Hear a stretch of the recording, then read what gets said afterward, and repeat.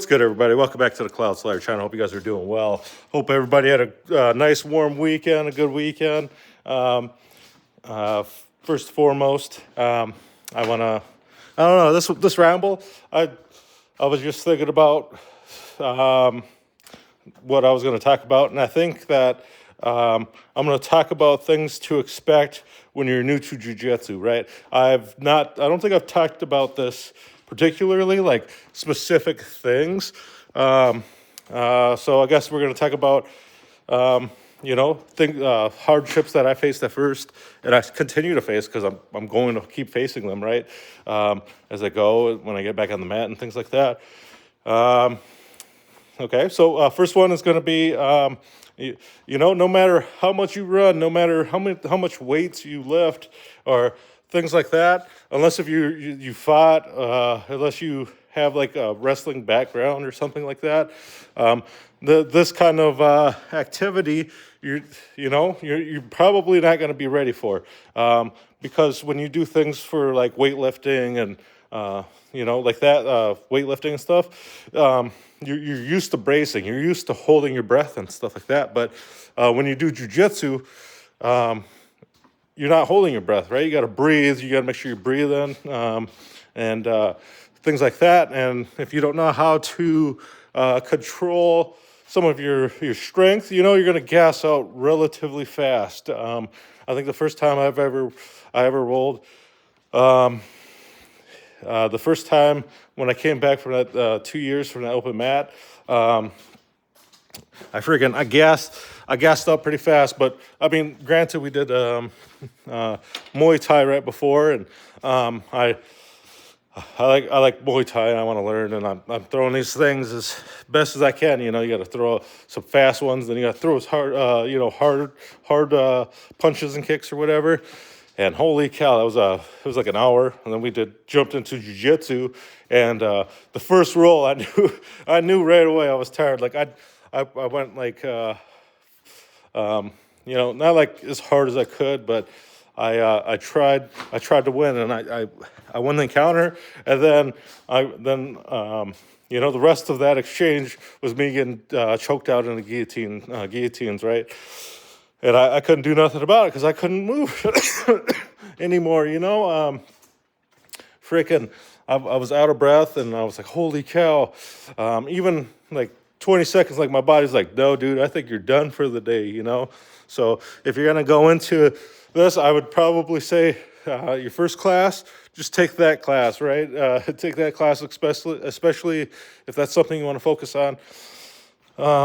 And it was open mat, so some of these guys, a couple of the guys I rolled with and knew a little bit more, and obviously because they go to the class and stuff like that. So, and I didn't know squat diggity, right? And even if you go a few months and you learn some of these moves, you're gonna be a little bit better off than somebody that just comes out, comes into the training, right?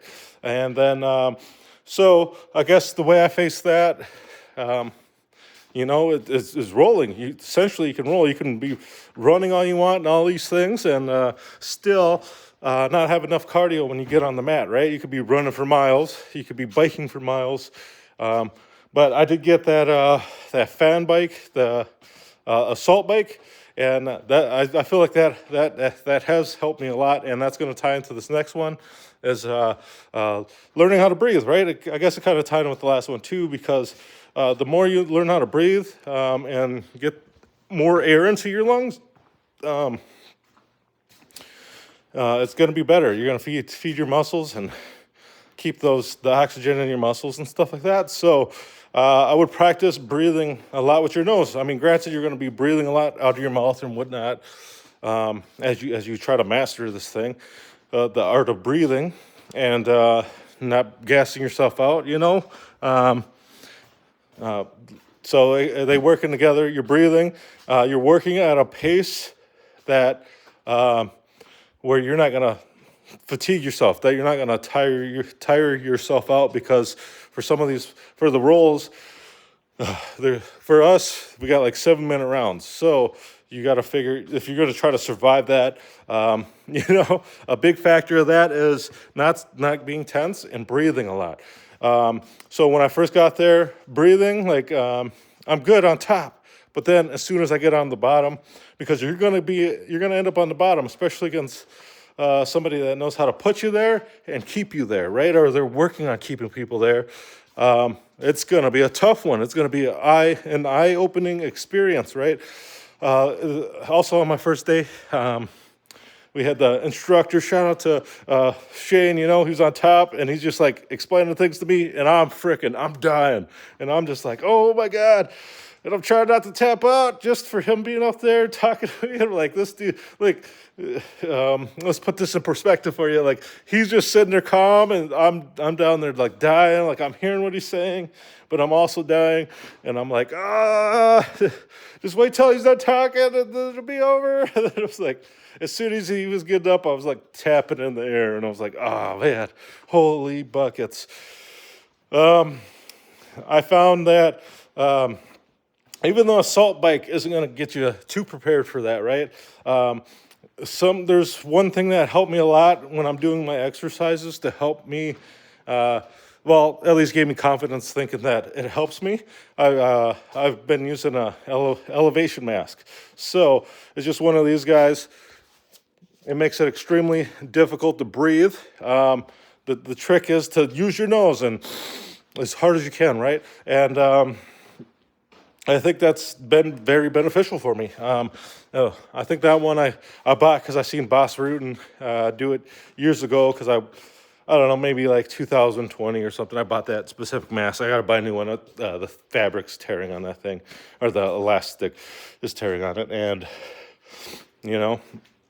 I like that thing. I like that thing a lot. And I think that that helped kind of simulate, like, when you start pushing it a little bit more, especially if you're doing like a kettlebell or some kind of circuit training or something, that if you don't pace yourself and your body's like, it's ramping up your heart rate, your breathing becomes quicker. So it helps you kind of remember to do those deep breaths, or you're not going to get any oxygen, right? And it's hard to come back down from that. And you might freak out almost like that, almost like when somebody's on your diaphragm, or something like that, some nature like that. So it helps you learn how to pace yourself and not push past that point, unless you obviously have to if you're competing and things like that. But a lot of times when you're doing these trainings, your training class is going to be, in my opinion, a lot more difficult, right? Because you're doing a lot more of them. But my competition only had 2 matches. The big thing that saved me is that we have longer round times in our gym. So it was like, our gym was like 7-minute round times, but the competition, the rounds were only going to be 5 minutes. So I felt like I could have rolled the whole time. Even that, like, that's all you got to do. You got to focus on that. So also another thing that helped me is that when I'm doing the assault bikes and stuff like that, rolling on a bag or doing bag drills and stuff like that I simulate the same amount of round time that I actually roll with in those rounds in practice and training, right? Just getting the body used to expending as much energy as it can while saving as much energy to last throughout the rounds. And heck yeah. And then the last one, I think this last one is just more of an ego check, right? Expect to get beat. Expect that, you're coming into something new and you've got to learn. And there's only one way to learn, is that getting choked out, right? You're going to get choked out. Your limbs are going to get locked out. You're freaking going to get tied up like a pretzel. You're going to be tapped out by smaller men and smaller women. And, people that look weak to you or something, like, oh, this guy doesn't look like he's going to do it. That dude knows what he's doing around you. They're going to choke you out. And if you can't cope with that reality, then sometimes you're not going to make progress, right? You're not going to feel like you're going anywhere, but you got to realize that these guys are also putting in a lot of time and a lot of effort towards this thing. So this isn't something to be offended by. This isn't something to be humiliated about or demasculated or anything like that. These are glimpses of where you can be when you put forth the effort and continue to do this thing and continue to go forth, right? What is that? You're going to go through the hardships before you start seeing the gains, before you start seeing any kind of improvement. And the sooner that you realize that, the sooner you can get over that, right? Because that battle ultimately is within yourself, right? The battle's always going to start right there within yourself. So I think this is going to conclude all the things that I wish I knew and kind of faced, especially as a white belt, and I'm going to continue to face. And, it's freaking A, man. If you're jumping into Jiu Jitsu, good luck to you. Don't be afraid. Be open-minded. Tap often, tap fast and tap often. Especially if you're new, you don't know what's going on. You feel a little pain, you start tapping. I hope they go slow for you, because I'm lucky enough where I'm in a gym where they go slow, where nobody's really ripping submissions or anything like that. So, if they got the submission locked out and they stop, that's not a cue to break out of it or do something like that. It's probably a cue that either they're going to let you work out of it, or they don't want to go any further because they could hurt you. So,